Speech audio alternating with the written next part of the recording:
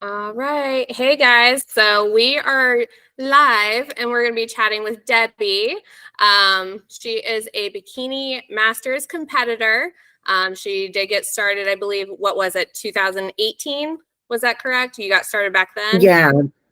Okay. Yes. So she got started back then with her first show. But I'm going to kind of let her introduce herself, kind of just share, where are you from, what got you started into competing, and anything else you want to share. Oh, okay. Hi, guys. Thank you for being here today, first of all. Um, Gosh, where do I begin? 2018. Definitely. Um, well, it's menopause, the big M. That's what did it. Um, I decided, well, my son is a bodybuilder, and he was the one that kind of said, Mom, you're a mess. So he helped me on the path to wellness and um, helped me clean up my nutrition and introduced me to the barbell, which I was very reluctant to approach, but I fell in love with it. And um, anyway, fast forward a little bit, I was working out with my friends, and I got my health back on track. It made an amazing impact on menopause and my health. My son literally saved my life. But it wasn't until about a year or two later, I was working out at a gym. It was at Fuel Fitness in Missoula. And I was with a girlfriend, and we were working out, and this procession of gorgeous women walked by me in these amazing glittery suits. And I was like, what is that? And my girlfriend goes, they are prepping for a bodybuilding show. And I said, what? And I instantly fell in love. So, and there was no turning back at that point. I fell in love with competing at that moment, even at my age.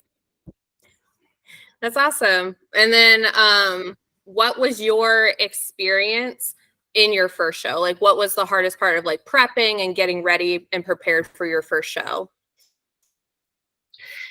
It was really tough. I did hire a coach, which I think is imperative. If I can give any advice to anybody that's considering competing, please, please, please hire a coach. The best thing I did was hire a coach and opposing coach, definitely. But I think the toughest part was nutrition, was balancing, weighing your food out.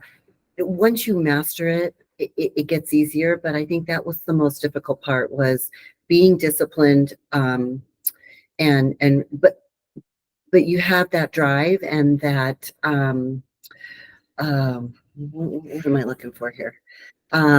Goals. Yeah, the goals and the competitiveness to want to attain that trophy. So you make it happen. You discipline yourself to make it happen. And that was the tough part, was just managing all that. And it gets easier, I promise. But that's the tough part. Yeah, I always say for anyone, the beginning is the hardest because you're Yes, adjusting, what you've currently done as habits and everything else, what you're used to, and then you have to change everything. So the beginning is the hardest, but it does get absolutely. easier. Absolutely. Holly has a question. So she asked, what were some of the hardest parts of transitioning your nutrition during menopause?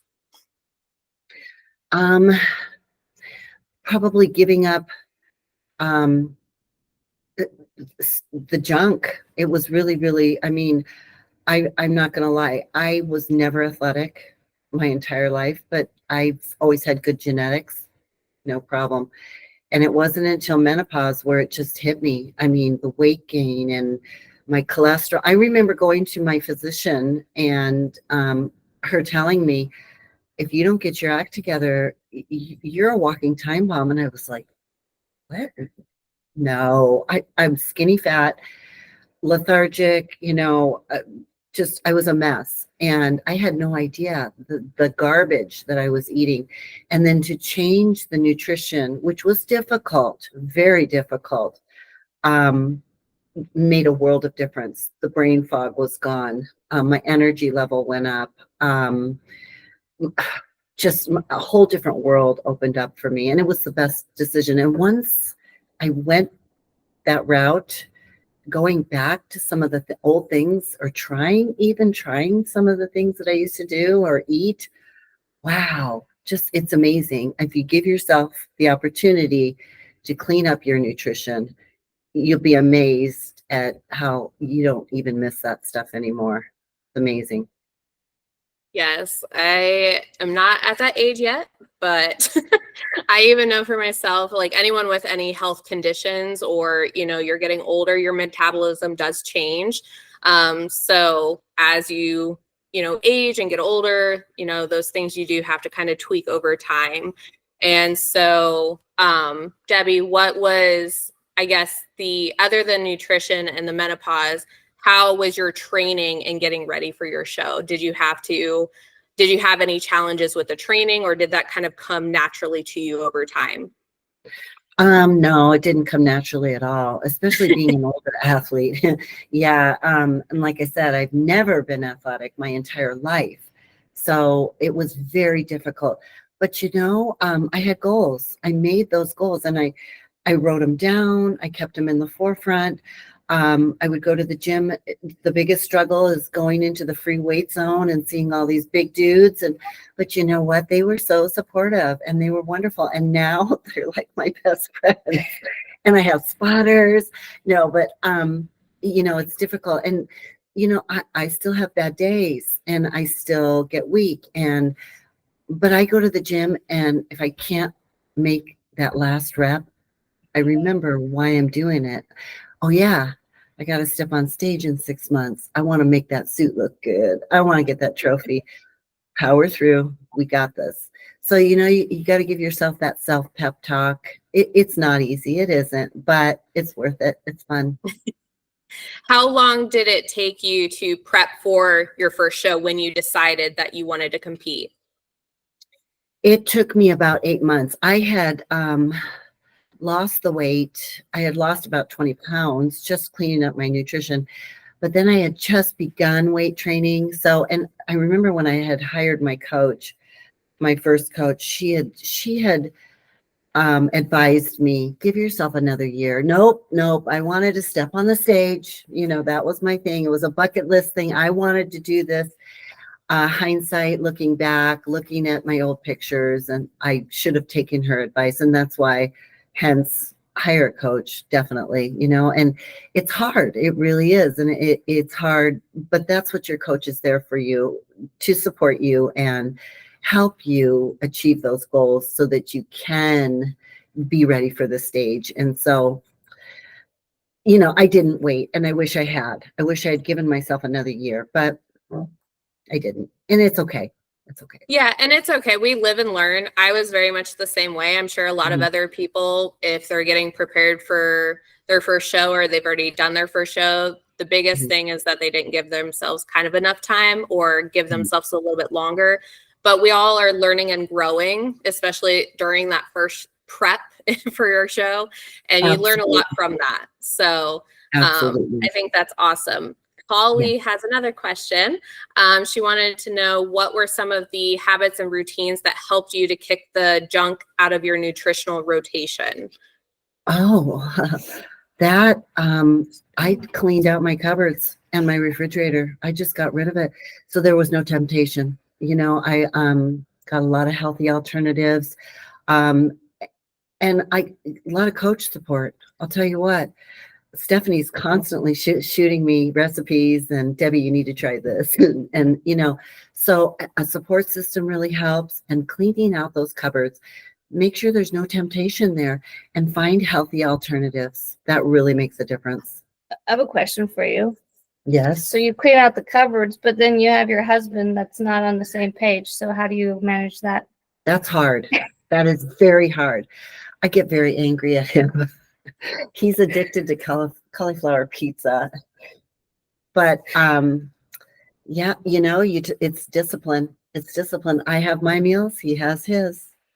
That's the way it goes. I think one of the biggest things that I find with people that are changing their lifestyle, you know, some of them do have their significant other that supports them 100%, but the biggest challenge is getting that significant other on board with you as well, because maybe they don't want to change, but you do. Right. So how do you go about, you know, focusing 100% on reaching your goals and being healthy and staying committed to yourself while trying to please them as well? But like you said, two different meals, and that's how we do it in my household too. And it's not always pretty, but at some point it's like, well, one day you'll start focusing on yourself, and if not, that's you, but I'm totally focused on myself. So exactly. get used to it. If you don't like it, then I don't know what to tell you. Exactly. It's true. It's so true. Yeah. Meal That's a prep. great question, Steph. Yeah. I mean, it's a struggle, but when people ask me like how to go about it with their, you know, significant other, I'm just like, well, you can either tell them tough cookies or you can just ignore it and do your own thing. Like I'm not a counselor, but that's how I do my thing, and it works for me right now. Maybe later it doesn't, I don't know. But that's, you know, it's been 5 years, and if he, you know, if the other one can't grasp the fact that I'm not going to go backwards, then there's probably other things that need to be talked about. So, you know, so that's what I always tell people, but they're just like, oh yeah, well, and I'm like, well, I don't know what else to tell you, because I've, you know, if they don't want to support you, then they don't want to support you. But at some point, if you're really into like changing your lifestyle and focusing on your health in general, then some changes have to be made. And if they're not going to make the changes in supporting you, then that's, you know, you're going to have to figure out how to navigate that. So that's a really good point. And I just like to ad lib on that.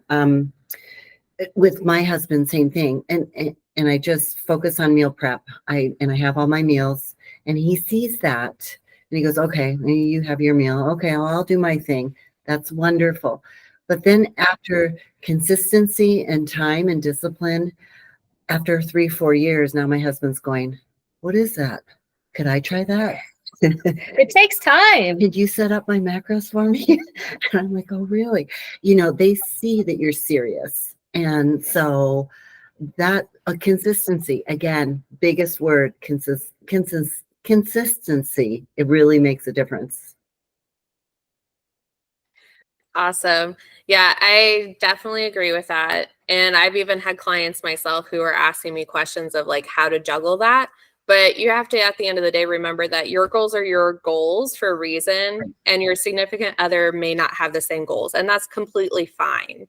But you have to communicate that and figure out a good balance with that, or figure out how to navigate that. And every person's going to have a different way of going about that.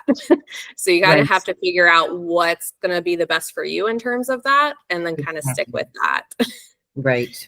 So I think also, I'm just going to add to this. I think it's also important to realize that like once you get on the right track, you know, and you get in a good routine, you know, there's no reason why you can't have one day a week or something where you guys can eat the same thing. You know what I mean? Even if it kind of goes out of your way a little bit of not wanting, you know, or not wanting to eat that because you just became healthy or whatever.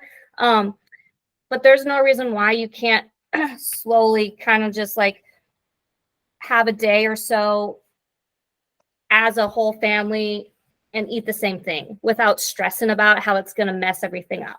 You know what I mean? Now, prep is a whole different story, you know, but when you're in the off season, or if you're just on a health journey, just in general, like there's no reason why you can't, you know, every now and again, step down to their level and, you know, make them feel like you're trying a little bit more. And it's not always about you. Does that make sense? So, I mean, you're not going to ruin your results overnight.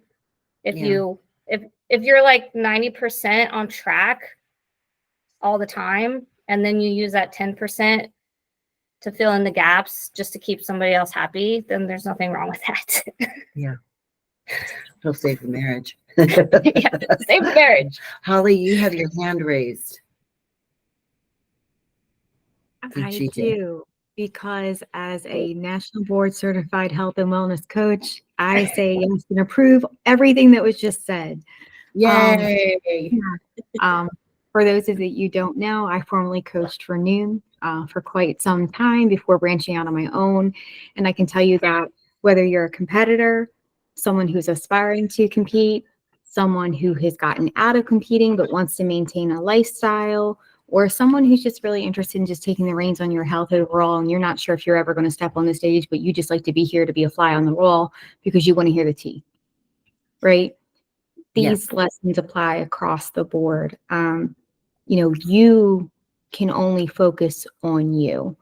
And the only control we have in this world is how we choose to react to things and how we choose to allow certain situations to make us feel. If we have a significant other or household member or best friends or siblings or whatever, coworkers, this journey might not be for them. And that's okay. That is absolutely okay, because it's not about them. This is the one time where you're doing something to focus on you. It's strictly for you. Only you can make choices for you. And if you have people that support you, awesome. However, this can be a very lonely road. I'm sure Debbie, Steph, and many of you can say, it's kind of lonely at times. Maybe my friends aren't into working out. Maybe my friends don't understand why I want to climb on stage or why I want to track my macros or pay attention to my health. That is a reflection of them. And you can't change that. Absolutely. Your spouse wanting to join you is a reflection of them. And it's okay to have different interests, right? One of you might like working on cars and one of you likes flower gardening. Same thing, just in the kitchen. And you find those happy mediums, right? Like Debbie said, you find some way to save it so that maybe one night a week you guys can agree that, yes, we can do hot fudge Sundays together. Because like Steph said, that 10% done it at, spaced out intervals will not break where you're going. Absolutely.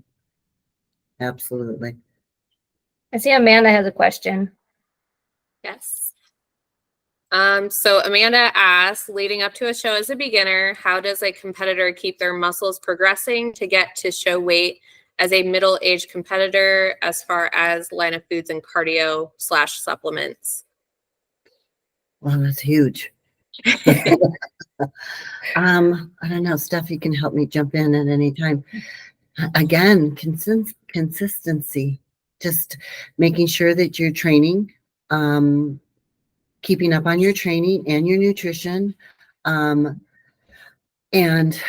working in liaison and consistently collaborating with your coach. Your coach wants you to succeed, so you need to listen to your coach, and just staying true to your goals. Like I said, when I'm in the gym, there's days, not every day's perfect. Not every day's great. Some of my, I'm not strong every day. I don't make PRs every day. But sometimes just to push me through those last couple of reps, I remember why I'm doing it. And it's for me. It's for me. It's not for my coach. It's not for my husband. It's for me. So you just have to remember your why. The end goal. My thing is I put a vision in my mind. I'm bench pressing and I'm trying to get that last rep. I envision myself stepping on stage and all my hard work, and that's the end goal. That's the prize. Stepping on stage, all my hard work for all of those months, all the food, all the training, and getting to shine and show off my hard work. So yeah, keep a good mindset and keep that in the forefront while you're doing it. Yeah. I think also your biggest thing is, especially as a beginner, staying out of your own way. And what I mean by that is don't compare yourself to others. Like, do not compare whatsoever, because everybody starts somewhere. There's other people that have been in the game a lot longer than you have. Mhm. And the reason why they look the way they do is because they have been training for years. And there might be some other supplements that they take to help them get there as well. But their muscles are definitely not new to the game. And so over time, you will have muscle growth. You need to focus on eating enough calories in order for your body to grow. You need to focus on progressive overload in the gym and not just, oh, she wants 4 sets of 20 reps. Okay, we got it. Oh, that was easy. You need to physically exhaust yourself in the gym, basically, in order to grow. And that's the only way you're going to get results. So you don't need to overkill cardio. You don't need to work out 7 days a week. But what you do need to do is, whether it's 3 days a week or 4 days a week, whatever, how many days you go to the gym, you need to make sure that you're pushing 200%. Yeah. That's a really good Any point. day that you walk out of that gym and you're just like, oh, well, that was a crappy workout because I just feel like I didn't, apply myself. Those are the times where you really need to apply yourself, because that's where you're going to get the growth. So that's, muscle progressing. That's how you're going to do that. You're going to get a plan. You're going to follow the plan. Don't judge yourself. Stop picking yourself apart and just follow the protocol. Like Stephanie said, comparison is the thief of your goals and your dreams. Don't even go there. Like I said, also for me, I remember my first show. I remember going backstage and watching all the girls get pumped up with bands and whatnot. This is my first bodybuilding experience. And I remember going, what am I doing here? And then, you know what? It just clicked. I just went, you know what? I've worked just as hard as all of these women here. I may not be as developed as them, but I've worked just as damn hard, and I've earned my place at the table on the stage. Yeah. So you got to keep that in the forefront. Yeah. Nobody's going to have the same physique, even if Exactly. you're competing in the same category. Everybody's going to look different, and you just have to remind yourself that when you get backstage, it's a completely different ballgame from when you're Googling stuff online, you're watching shows live online or whatever, but it's totally different when you are the competitor and you go backstage, especially for the first time. All of a sudden, when you walk in there and you thought you were competent, you're going to be like, I should leave now. Yeah, why am I here? That's what I thought too. Seriously, Yeah. you belong there. You do. You're there for a reason, and you're all there for the same reason. You all might not have the same story, but you're all there for the same reason. So anybody that walks behind the stage and you're in that bikini and you're all dazzled up, you're there for a reason. So make it shine, whether you're 100% ready or not. You need to be confident in how you got there and the work that you put in. All that hard work, all those long days, long nights, sleepless nights, early mornings, fasted cardio, 3 hours of cardio. Not everybody has to do that, but all the ups and downs that you go through with your relationships. It's tough on relationships. It'll take a toll, and mental strain, physical strain. I mean, to be honest, when you get down to like you start dieting hard and your hormones go all crazy and stuff, but your other half is like, oh, let's do it tonight. And you're just like, no, that's gonna happen. That probably for a couple of months, and they're gonna get sick and tired of it. And you're like, well, get used to it because this is the way it's gonna be, But they don't understand, because really you're gonna lose your motivation to even do stuff like that, right. And you're gonna think, oh, what's wrong with me? Well, there's nothing wrong with you. It's just all part of the game. That your body changes, hormones change. You're exhausted. You're working hard. All that stuff. And so it all takes it takes a toll. And if you're only in this to do a one-time show, fine. But if you make it to where you're always going to be, always plan on competing because that's just a thing, you fell in love with it, or it's just something you want to do and make it part of your life, then yeah, it will take a strain on your relationship if the other one doesn't really understand the whole point behind it. I've been at it for 4 years now, and from time to time, my husband and I still kind of, hash it out. There's times where he's just like, I don't understand why you put yourself through this stuff. My and husband it's like, does the same thing. I don't too. expect Yeah. you to understand. Yeah. I just expect you Support to me. support me Yeah. any way you can and Mhm. understand that it means Mhm. the world to me. Mhm. I don't expect you to understand why I put myself through it. Mhm. But Exactly. so support is big.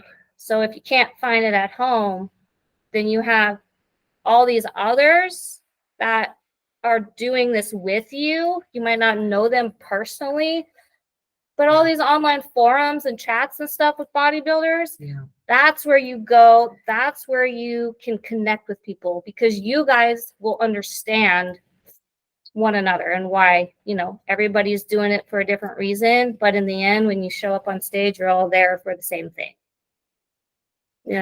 I think Beth had a question. Was it you, Beth, that had a question about what's prep like? Yeah. Well, I'm not going to poo-poo it. Because it can be exhilarating. It's exciting. You get to watch your body change. You're going to go through spurts of exhaustion, but also exhilaration, and you'll have energy spurts. And I think the coolest thing is watching your whole physique transform. You just get to see all of that hard work just become sculpted, and that's just, and then you find yourself sending pictures to your coach every day going, look at this, look at this, look at my abs, there's my abs. And it's a beautiful thing. It really is. And it's exhilarating. It's a personal journey. And is it easy? No. It's exhausting. It really is. If one thing, you really get to find out who you really are. Right. And if it's for like you, this. it's for you, I found it extremely rewarding. And I know like you said, my husband can't stand it. He says, I hate it when you get that thin. He goes, you look like you're, anorexic. But it's very hard on the body. It's very difficult on your body, but it's all your hard work. That's all your hard work for competition. And you should be really proud of it, even though it's tough. Okay. So Beth wants to know, what is the cut phase generally? How is it executed, and how does it feel mentally, physically? Well, like I said, I think I answered with the exhilaration. You go through the roller coaster of emotions. Plus, when you're in the caloric deficit and you're depriving your body of certain things, you're going to have mood swings, hormonal shifts. The cut phase is different for everybody. Yeah. So, it might be very difficult on you, whereas for me, so let's see, everybody's going to respond differently. Not everybody's going to be moody. Not everybody's going to have a hunger phase. Everybody it's different, and it just depends on like how well mentally you can handle things. I do have to make a point too. Out of all the years that I've done this, each cut is different. Oh yeah. Depending on where you're at, because I remember, I think my second competition, I starved myself, and I got to a point where I was so weak. I was so weak. I could barely stand up out of a chair. And I would just remember going, oh my God, what am I doing? But then like my third and fourth show, I got better coaching and better nutrients, and it was completely different. I had more energy. I was more excited. I could see my body changing more. Each competition, each cut will be different. Excuse me. So you just have to, some girls, some men and women have really bad experiences, and You know, it's a precursor for a lot of food disorders, eating disorders. I mean, you have to be very, very careful. And that's why I'm a huge advocate of hiring a coach, because there's so many things that you need to look out for, and you need to take care of your body. And it's tough. It's really tough on your body. So I can't recommend a coach enough. It's just so important. So the next part of that question that she had was, do you have to starve and or dehydrate the last few weeks? No. No. Don't do that. No. If your No. coach knows what they're doing, they will not starve you or dehydrate you. My last 3 shows, Beth, I think I was eating, the last show, I think I bottomed out at 1,200 calories. You know, drinking water every day. No, you don't starve yourself. And here's the deal. You don't want to dehydrate yourself because, No. 1, that's very detrimental. Yeah. 2, you want to go in fuller looking. You don't want to go in flat, you know? So the whole point of taking in salt, taking in water, Old school. It's all old Yeah, school bodybuilding. you don't want, They've like, learned. We've come a long way. you go in depleted somewhat, which is why you're always in a caloric deficit, right? So we're going to get shredded down. We're going to lose body fat, well, all that stuff.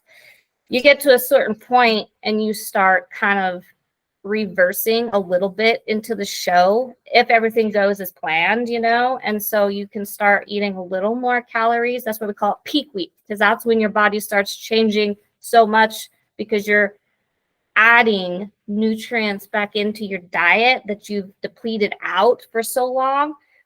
And then that's, say everything's going according to plan. Okay. Not all the time does it work, but if it does, as it should, then yeah, no, you want to drink water because you need to drink water. So I would like a gallon, half gallon a day, you know, if you can drink more, go for it. But I would say no less than a half a gallon. And I don't think you need any more than a gallon, to be honest. But, and that also depends on like how big of a person you are, like, and stuff like that. So yeah, because I think you can overdo that as well. Oh, easily. Yeah. So, but there's a lot of detail that goes into it. Not everybody's going to be the same. And as far as you know, that goes, like everybody's different. I think that we're trying to quash a lot of the old school bodybuilding days and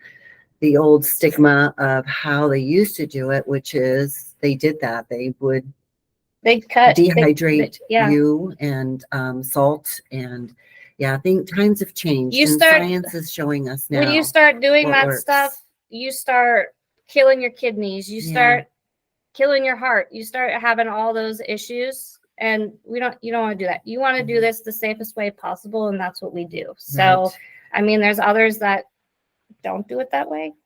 Yes. But you know, we're here to do it to give you the best experience possible, because there's literally, like, I don't know, the worst thing that you could do is have a really horrible experience and getting ready for a show. It shouldn't be a horrible experience at all. You should enjoy it. Absolutely. You know?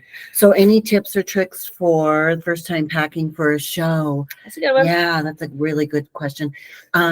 Steph and I do we just do a little safety pins. We do, and your coach again will be helpful and very intricate in this process.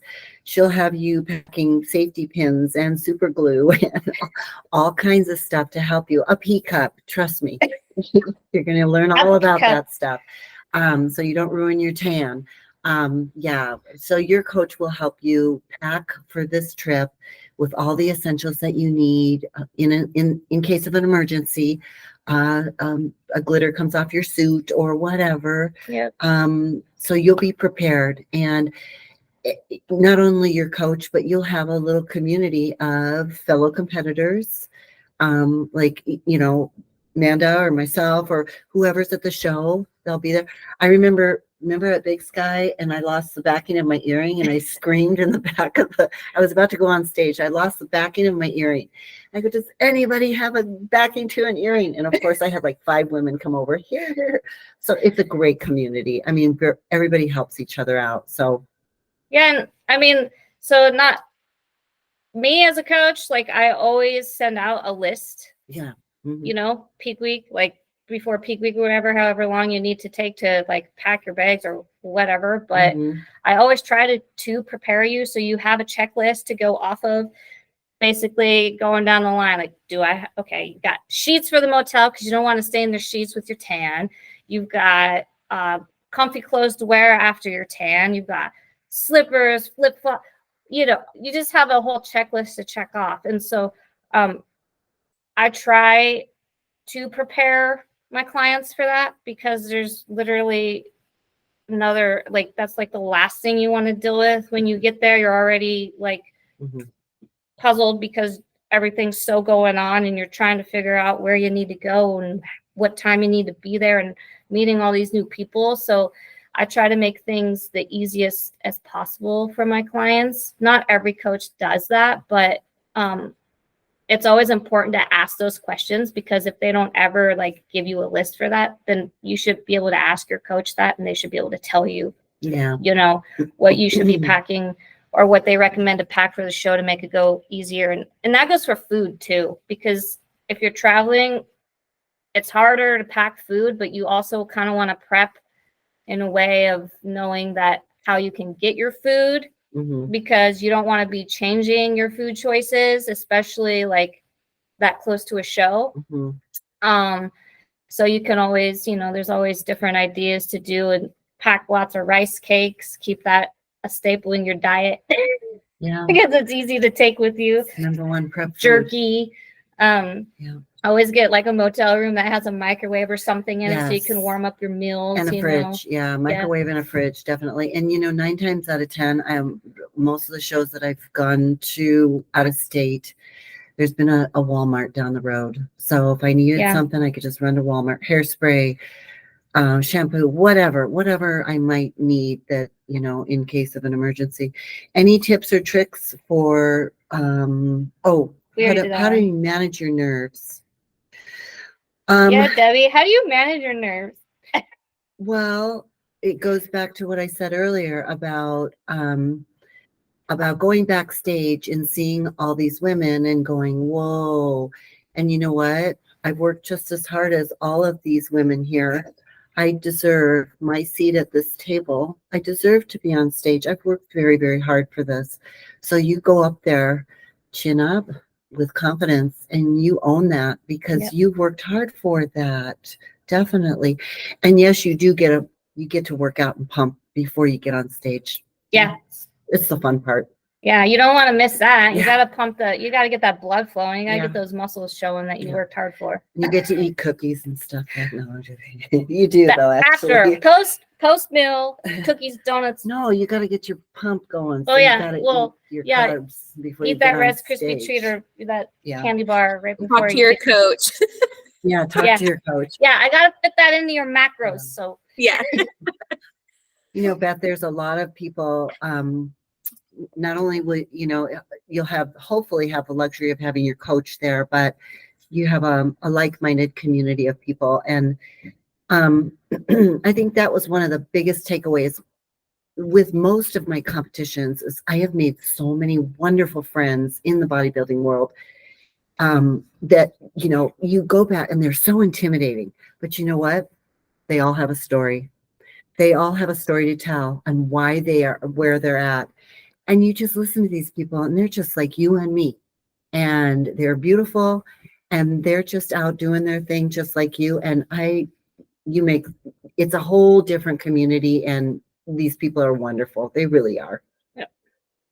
I think what helped you embrace understanding that stepping on stage does not require you to be a specific weight? Wait, what? I am confused. Okay, what helped you to embrace understanding that stepping on stage does not require? Oh, that's hard. That's hard. because a lot of people struggle with weight. And they're Yeah, always like, well, I'm trying to especially hit this number on the especially scale. being a bikini competitor, because my stage weight has always been like around 119, It's always 120. different. Yeah. But you know what? I've had to learn and retrain my mind as I build muscle. It's that number is going to go up. Yeah. And now that I'm changing divisions, I'm really freaking out. So I know, see, and it's hard. It's very difficult. And I think you need to just kind of push that out of your mind. As difficult as that is, it's really tough. I think I think the easiest way to overcome that is just by looking at your physique. Yes. If you can look at your physique and be Yeah. like, look at those dang changes that I've made, Yeah. you know, who cares about the scale? Like if you look like you're ready to be on stage, then Right. you're probably ready to be on stage. Right. Exactly. And I think that's what you need to keep in the forefront. Yeah. And a good evaluation from your coach to reassure you that you're ready. So, and I know that's really hard, especially for women, The scale has dictated our progress for years, and Yeah. we need to really get rid of that stigma. We Same really thing do. with like the body fat percentage. It falls in Oh, the same category. Yeah. You don't I have to know. worry about your body fat percentage. It's just stick with your protocol. And if you're following your protocol and if you're doing what you're supposed to be doing, then you're probably going to be, where you're supposed to be. Right. So What helped you to embrace understanding that? now it's the next one. How are you feeling? Transitioning. Oh, That's a good one. How are you feeling? Again, it's a mind thing. It really is. It's hard. Transitioning from bikini to figure. Because I actually can feel that I'm growing and my shirts are getting tighter and it bothers me. It's tough. It's a tough pill to swallow. It really is. You go from this bikini, svelte, and now I'm built. Yeah, it's tough. It's hard on the mind. It really is. And I have to remember that. Yeah, it's hard. It's hard, but I'm okay with But it. you feel so small and tight, and then you're walking, you're like, oh, my pants are so tight, but my belly's so tiny. It's the struggle. I know. I feel big. Right now, and especially because I shoot. We haven't had a show since October, so I put on some weight and some pounds? muscle. Yeah, That's normal. I know. But it's hard for me. But then I go to my coach and my coach goes, "You look great." So then I'm good. Who's your coach? You. Oh yeah. She's a dork. Jeez. Oh my goodness. Okay. Is there any more questions? I think we answered most of the questions. Did Or we? you Yeah, I didn't. want to say that's all of them. Does anyone else have any other questions they'd like to ask? You can unmute yourself if you'd like. Adam, are you here? Oh, Adam Seeley. Yeah. He's got his microphone on. Oh, there he Yes, is. I'm here, Debbie. Hi, I'm glad you joined us. Yeah, I'm still at work, so I can listen and everything, but I can't share my video or anything. That's okay. I'm glad you're here. Thank you for being here. No problem. Awesome. I would say, Debbie, my question would be for you because you are transitioning from bikini to figure. I know it's a mental game. Do you feel like you transitioning and building now is kind of like just in general post-show has been the same with bikini, or because you're transitioning, it's a little bit harder because you're seeing your body grow in different ways? Does that make sense? Kind of. Yeah, I do think it's harder because a couple different reasons. I've worked for 7 years. I've competed in masters bikini, and so I've kind of honed in on that. And so this is like New territory for you? yeah, exactly. So yeah, it's a little scary, a little frightening, and especially at my age. But I do have IFBB Pro friends that are well into their 60s. One that just earned her pro card last year, and I'm like, inspiration. I mean, I can do this. I'm gonna push forward. So I'm excited. Yay. And I'm excited for you. When is your next show that you're planning on? I don't know. I know she wants me to do Vegas in November, but I just don't know if I'm going to be ready. Never know. Yeah, I've got some legs to work on. So we'll see. We'll see. We'll see. We'll see. Understandable. And my last question for you is what, if you could give one piece of advice to anyone who is around your age or competing for the first time, what would be the first number one piece of advice you would give them? I'm glad you asked me that because I was waiting. I was going to do this. It's number one, hire a coach. I cannot tell you how much hiring a coach has changed my life. I competed one time and did it all on my own, and that was the biggest mistake I ever made. And you know, hindsight, I'd look back and see all the things that, you know, I could hire a coach and hire a posing coach.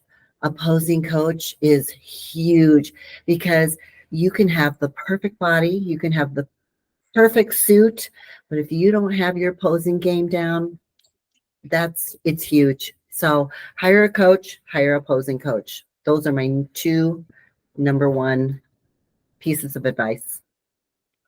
Awesome. I love it. Well, if we don't have any more questions, I'm going to wrap this up here.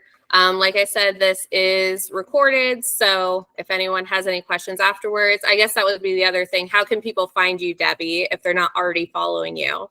Oh, wow. Facebook, Instagram. I'm on Instagram. I also have an Aging Redefined Instagram. Aging Redefined is my LLC. So you can probably go to a lot of social media platforms, and I'm there. Aging Redefined or Debbie Stevens, and you'll see me. Awesome. Awesome. Well, I look forward to seeing your progress over time here. And it was great having you talk to all of us today. And it was very insightful for a lot of people here. So I'm excited. It was an honor. Thank you so much for having me, Sarah. You're welcome. You're welcome. Well, we will talk to you later. Okay. Sounds good. Thanks. Bye, guys. Bye. Thank you.